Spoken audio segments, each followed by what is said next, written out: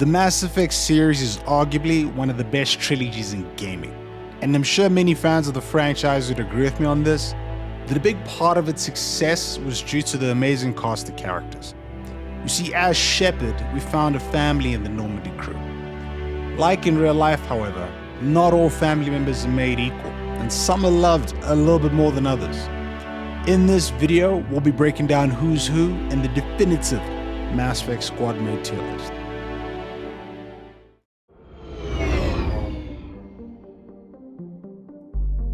So, starting off with F tier, the requirements are pretty simple. For characters to be placed in this tier, it's not enough for them to be just bad. They need to leave you with a nasty aftertaste, the kind of which even a fresh mint would not be able to rectify. And speaking of a nasty aftertaste, who better to start off with than Jacob Taylor, the resident waste man of the Normandy crew in last place. This one is one of those where I have to stand on business, all 10 toes in. I'm not entertaining any arguments on this one. You see, not only does he give you horrendous advice in Mass Effect 2, spacing Legion, starting the suicide mission early when you've yet to finish prepping, picking fights with Thane. To top it all off, the man cheats on FemShep in Enemey 3. I don't even play as FemShep and I'm touched. Imagine cheating on the person who saved the entire galaxy. His one redeeming quality is his loyalty mission, ladies and gentlemen. But at this point, it's like putting makeup on a pig. We're not accomplishing anything here. In 31st place, we have Marth. Now, I feel like this emphasizes how shit Jacob is, for the fact that Marth is ahead of him. I honestly don't even have much to say about Marth. She's just bad. I really don't think it needs much explanation. I feel like that was the whole intention with her character. She's evil, kills you if you smash her, and really doesn't offer much as a squad mate besides the shock value that she can actually become a squad mate. Yeah, enough said. Now moving on to D tier. To be in this tier, you don't even need to be bad in all honesty. Just forgettable. These are the crewmates who just feel like filler, kind of like the ice in a McDonald's soda. They're just there to fill up space. I can't even be bothered to go into detail for the characters in this tier. I'm just simply going to name drop them in chronological order, and I'm sure you guys will understand why. So, in 30th place, we have Corporal Jenkins. In 29th place, we have Navigator Presley. In 28th place, we have Engineer Adams. And in 27th place, we have Diane Alice. Yeah, I'm pretty sure there are no arguments here. Let's move on, shall we? C tier. This is where we start seeing serviceable characters. Decent, but only slightly better than average. They're a mixed bunch. It's best to think of this tier as a catch-all group. Characters who are either mixed bags themselves with high and low points in your interactions with them, or simply decent characters with enough interactions to make them memorable, but are not enough to make them irreplaceable. And kicking off C tier in 26th place, we have Kelly Chambers. Kelly pretty much proves my point here, and can be chalked up as just another pretty face. She has some cool interactions, but nothing of note. It also doesn't help much that her replacement in Enemey 3 completely upstages her in all areas. Now I'm pretty sure you guys all know who I'm talking about, but more on that later. In 25th place, we have Kane Alanko. Most, if not all of us, let this man die in Mass Effect. He's the definition of replaceable. Even if you opt to save him, he doesn't do much to vindicate that you made the right decision. Honestly, his heroic sacrifice makes his character more memorable, as he ends up feeling like an extra if he lives past Mass Effect. In 24th and 23rd place, we have Gabby Daniels and Ken Donnelly, my two favorite engineers in the Normandy, barring Talia, of course. The engineering bay just isn't the same without these two. If you know, you know. Honestly, I'd place them higher if they got some more genuine screen time, but they made the most of the time they were given. Please, I beg you guys, don't let them die in Mass Effect 2, and please remember to pardon them in Mass Effect 3. If you never experienced it, I'm telling you now, you'll thank me for it. In 22nd place, we have James Vega. This rank and tier may seem a bit harsh given the amount of screen time James gets. Man even got a whole ass movie in Paragon Lost. Never watched it, likely never will. But in my mind, he's the very definition of mid. I genuinely feel the only high moments he's got is the banter he has with Garrus mid to late game in Mass Effect 3 in the Normandy. Other than that, James strikes me as a loud bench warmer. He talks like a starter but perpetually eats the bitch. The second I got a new squad mates in Mass Effect 3, the man never saw a mission again. Unless it was all hands on deck like a true bench warmer. In 21st place, we have Ashley Williams. Ash.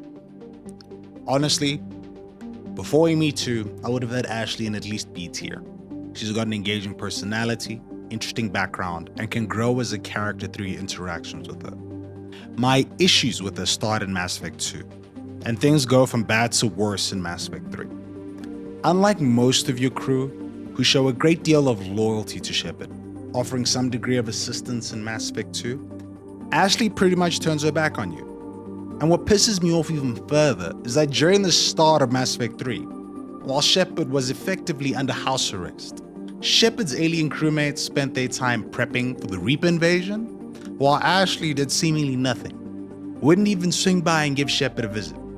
Now, you'd think she'd be done digging her grave at this point, but she keeps on digging, spending the first third of the game bashing you for working with Cerberus, and expressing how she can't trust you. So let me get this straight. She can trust Udina, a politician who screwed over when she was part of the Normandy crew, but she can't trust the man who saved her ass on Eden Prime, Vermeer, and Horizon. Was the BS Spectre promotion for Medina enough to buy her loyalty, goddammit? Yeah, so Ashley is an A or B tier type character who's in C tier because of her insufferable actions in Mass Effect 2 and 3. Honestly, I feel like I'm being far too forgiving having her at the top of C tier. You guys let me know in the comment section down below. Now moving on to B tier, this is where we start seeing genuinely good characters in the series, with a few managing to successfully tug on the old heartstrings. If this was any other franchise, a few of them would have made A tier. That just goes to show how stacked the character lineup in this franchise is. In 20th place, we have Zaid Masani. To paraphrase Joker, Zaid is effectively Shepard but takes checks. The dude's a badass. Despite his brief appearances, he made an everlasting impression. The guy's hard not to love. Personally, he won me over when he was talking about his favorite rifle, Jesse. In 19th place, we have Kasumi Goto. Kasumi, like Zaid, doesn't really get much screen time outside of her loyalty mission, and doesn't really say much. Despite that, she still manages to make a memorable impact with her, it's a quirky personality. In 18th place, we have Steve Cortez. Steve is just an overall good guy, impossible not to like. None of your interactions with this guy feel like filler. When you get to know the guy, you either end up finding a loyal friend or a significant other. Just simply put, a great addition to the crew. Now this one was actually a little bit surprising for me. In 17th place, we have Samantha Trainer. You know, at the beginning I actually wasn't too enthused with her replacing Kelly and all. But at the end, Trainer is just so lovable. Another example of great storytelling. There's never a dull moment with her, and she successfully became a small but integral part to the Normandy success, literally saving the Normandy with her toothbrush. The moment that solidified things for me though was that farewell. I actually teared up a little bit as I was genuinely shocked at how much I'd grown to care for her like a little sister.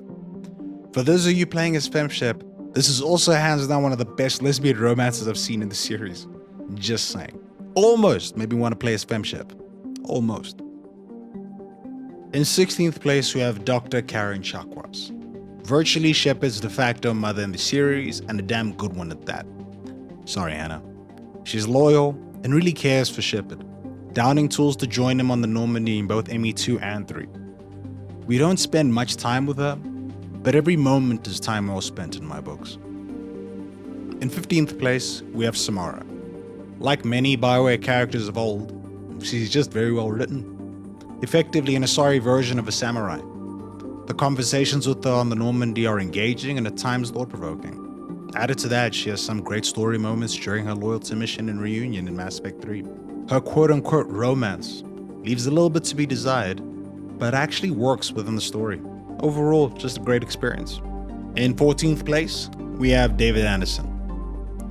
I'm not going to say much on Anderson. I expect unanimous support pretty much on this one. If anything, maybe I should have put him in A tier. Anderson is effectively Shepard's father figure and mentor in the series, and fulfills the role perfectly. My only gripe is that neither he nor Hackett promoted Shepard past commander rank. The idea that Ashley and Caden can hold a comparable rank to my Shepard still rubs me the wrong way. I'm not sure if it's just me. Besides that, I love him. Perhaps I'm being a little bit petty here though. Let me know in the comments if you think I'm being unfair. A tier. Now we've established to be in C tier, you pretty much need to be memorable. To be in B tier, you need to be good. To be in A tier, you need to be irreplaceable. In 13th place, we have Grunt, Shepard's surrogate son. I know I've used this saying a few times now, but you can't not love Grunt. The man's a pure Krogan badass, and unintentionally hilarious at that. Some may argue Grunt's a wee bit one-dimensional. My counter to that is this. Enough said. In 12th place we have Jack, aka Subject Zero. Like many characters in the franchise, he's incredibly well written, having one of the standout character development arcs in the series. Going from a notorious criminal with a rap sheet consisting of piracy, kidnapping, vandalism, and murder, to becoming a teacher for biotically gifted students. I had to put in at least A tier just to not risking pissing off the strong contingent of Jack romances. That, and honestly, it's well deserved. In 11th place, we have Miranda Lawson. Full disclosure, I'm a little bit biased on this one. I had a huge crush on Yvonne Strahovski, the actress who played Chuck, and consequently, Miranda ended up being one of my favorite romances. With that said, I still feel pretty confident in my ranking. Besides being drop dead gorgeous, the whole test tube baby designed to be perfect thing does provide quite the interesting backstory, and added to that, Miranda's story arcs is one of the more interesting one in the series, with her showing considerable growth. I promise it wasn't because of this, I swear. In 10th place, we have our favorite assassin, Thane Kreos. Thane is just great in all honesty. I don't really anticipate many arguments here, outside of him potentially being ranked slightly higher in the top 10. He's got an engaging story, great dialogue, and is overall just a great friend. At least when Shepard meets him anyway. Can't really vouch for his personality before we met him, as he is a whole deadly assassin and all that. You know a character's good when they're able to bring you to tears. Don't tell me this didn't make you tear up. Kalahira. This one's heart is pure, but beset by wickedness and contention. Guide this one to where the traveler never tires, the lover never leaves, the hungry never starve. Guide this one, Kalahira, and he will be a companion to you as he was to me.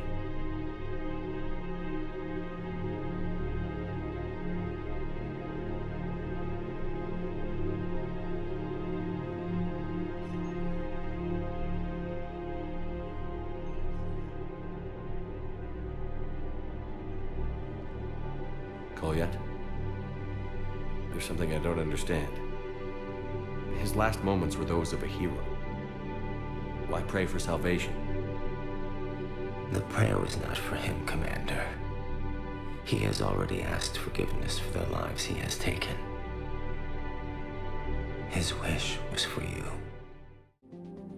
In 9th place, we have Javik. What can I say? The dude's the last living Prothean. The lore alone warrants him to be an A tier. He still brings more to the table though, being effectively the Prothean version of Commander Shepard.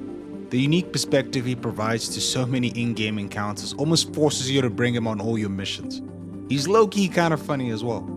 It's criminal that he was a day one DLC when the game was launched. I can't believe I had our first playthrough without knowing this man even existed. Error. Copying code is insufficient. Direct personality dissemination required. Shepard Commander, I must go to them. I'm sorry. It's the only way. Legion, the answer to your question was yes. I know, Tali. But thank you. Kila Sanai.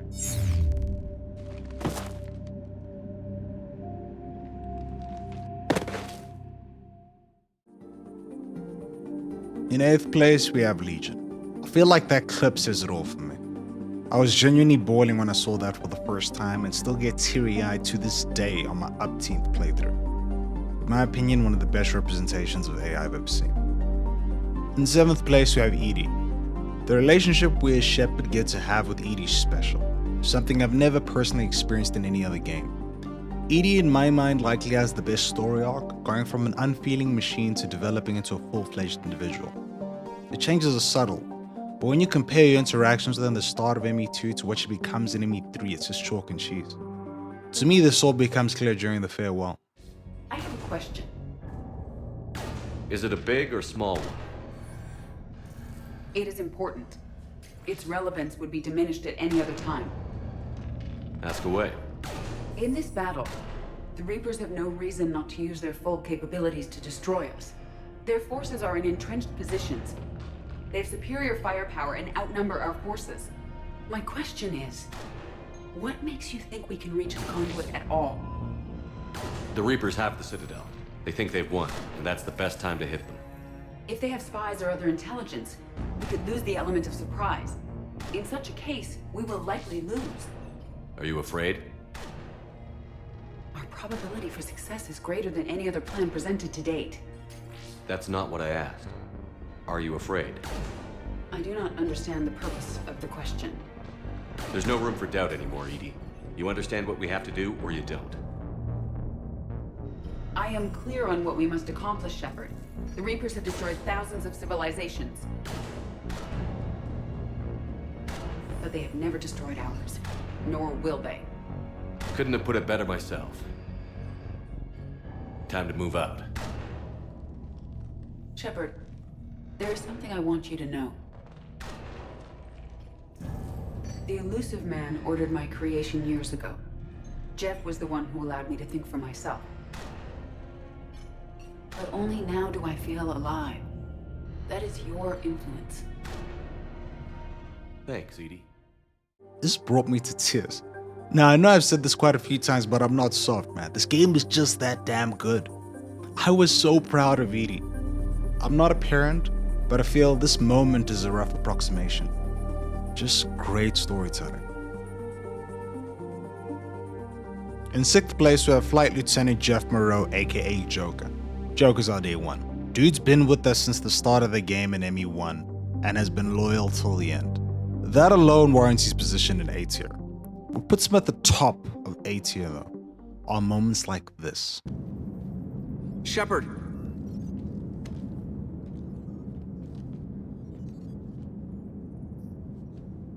Good luck. You too, Joker.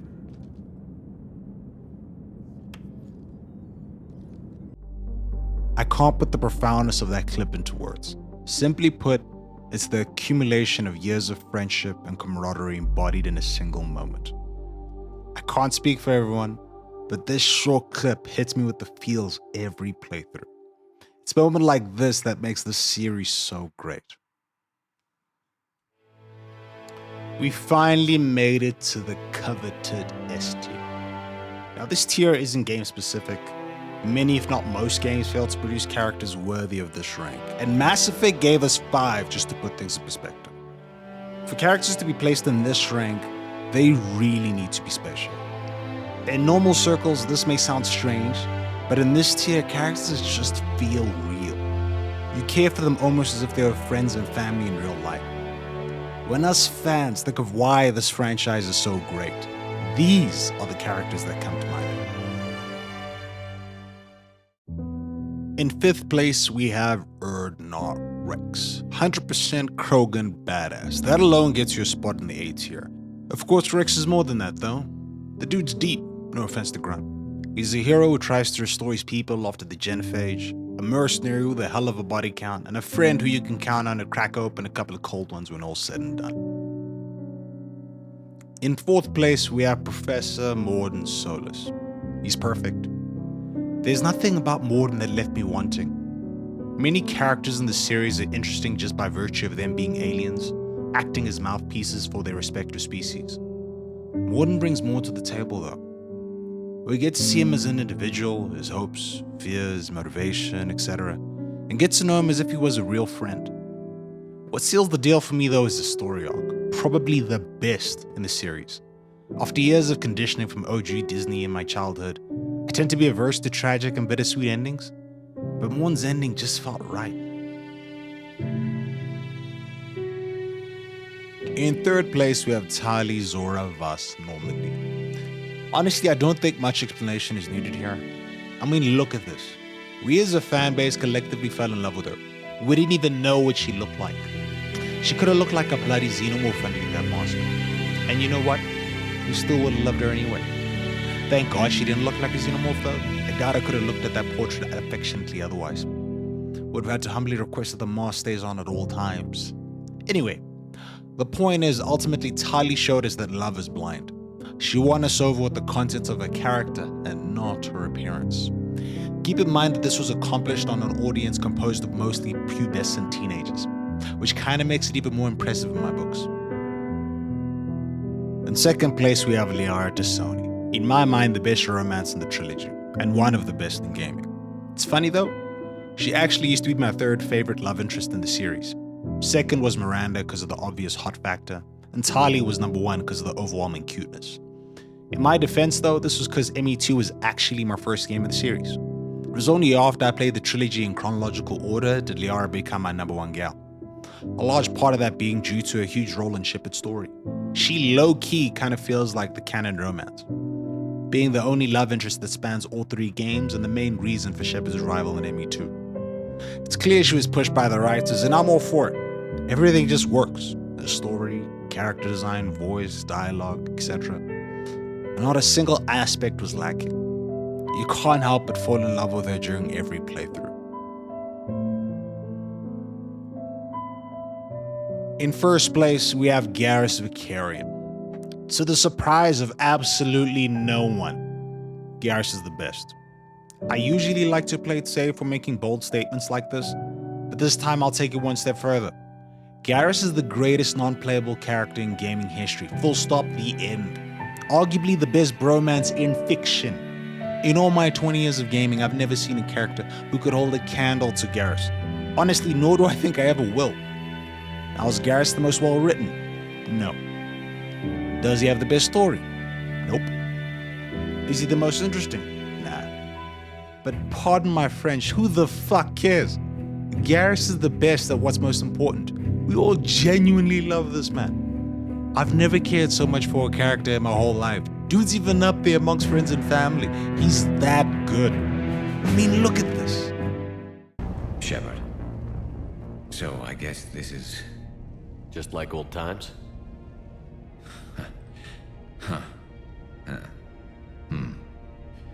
Might be the last chance we get to say that. Think we're gonna lose? No, I think we're about to kick the Reapers back into whatever black hole they crawled out of. Then we're going to retire somewhere warm and tropical and live off the royalties from the vids. I'll meet you there. I think my days of saving the galaxy are over when this is done. Be sure to leave room for all the autographs. Just need to beat the Reapers to get there. James told me there's an old saying here on Earth. May you be in heaven half an hour before the devil knows you're dead. Not sure if Turian heaven is the same as yours, but if this thing goes sideways and we both end up there, meet me at the bar. I'm buying. We're a team, Garrus. There's no Shepard without Vakarian, so you better remember to duck. Sorry, Turians don't know how, but I'll improvise. And Shepard, forgive the insubordination, but this old friend has an order for you. Go out there and give them hell. You were born to do this. Goodbye, Garrus. And if I'm up there in that bar and you're not, I'll be looking down. I'll always have your back. You know, what makes that moment hit so damn hard? At the end, Shepard said exactly what I wanted to say to Garrus. I couldn't have put it better myself. There you have it, folks. My definitive Mass Effect Trilogy character ranking / tier list crewmate edition.